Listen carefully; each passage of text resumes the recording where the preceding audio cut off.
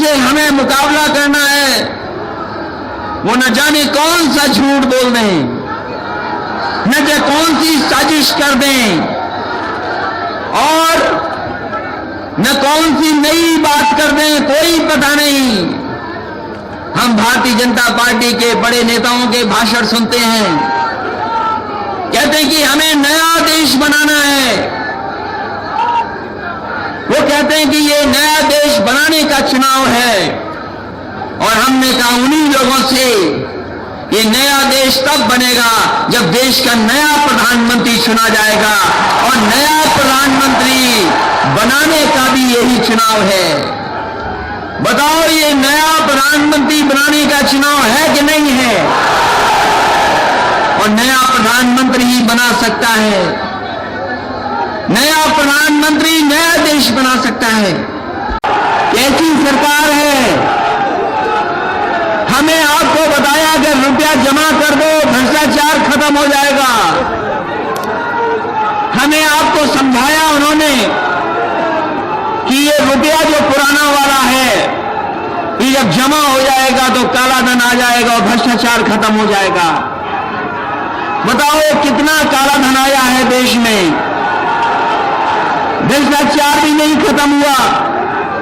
हमने तो पिछले चुनाव में भी कहा था कि ये जो रुपया है ये रुपया काला सफेद नहीं होता, हमारा आपका लेन देन काला सफेद होता है, रुपया काला सफेद नहीं होता। लेकिन लोगों ने भरोसा किया उन पर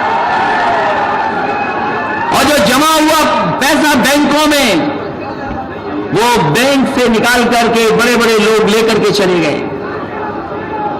हम और आप तो 4-5 नाम जानते हैं, हम और आप तो केवल 4-5 नाम जानते हैं, लेकिन 36,000 से ज्यादा उद्योगपति भारत छोड़ करके चले गए, हमारा आपका पैसा लेकर के चले गए। कोई पूछने वाला नहीं। इन्हीं ने कहा कि चप्पल पहनने वाले हवाई जहाज में बैठ जाएंगे, चप्पल पहनने वाले हवाई जहाज में बैठ जाएंगे।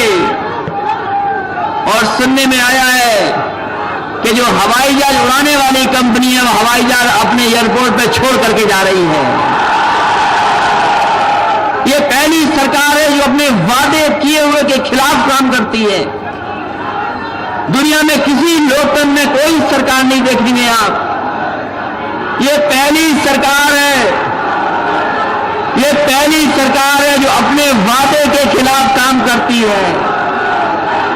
अगर वादा किया होगा नौकरी का तो नौकरी छीन ली, वादा किया कि किसान का आय दोगुनी कर देंगे, बोरी में से चोरी कर ली। ये जो नारा दे रहे हो सुनाई दे रहा है हमें, क्या बोल रहे हो आप? और अगर ये बात जान गए हो, अगर ये बात जानते हो आप, तो बताओ चौकीदार की चोरी छीनोगे कि नहीं छीनोगे चौकी? यही कहते थे कि अगर आजमगढ़ एक घर है तो हमारा इटावा दूसरा घर है। ये आजमगढ़ वाले भी बोलते हैं और यही रिश्ता है समाजवादियों का। अगर हम समाजवादी लोग इटावा को घर मानते हैं तो दूसरा घर हम आजमगढ़ और आसपास के लोगों के बीच में मानते हैं। ये गिनती तो जब होगी तब होगी। ये गिनती की तो तारीख तय है कि गिनती कब होगी,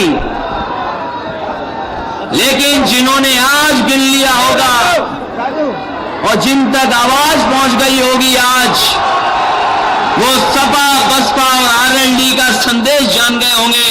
तो यहां की गिनती का पता नहीं गिनती कहां तक पहुंचेगी।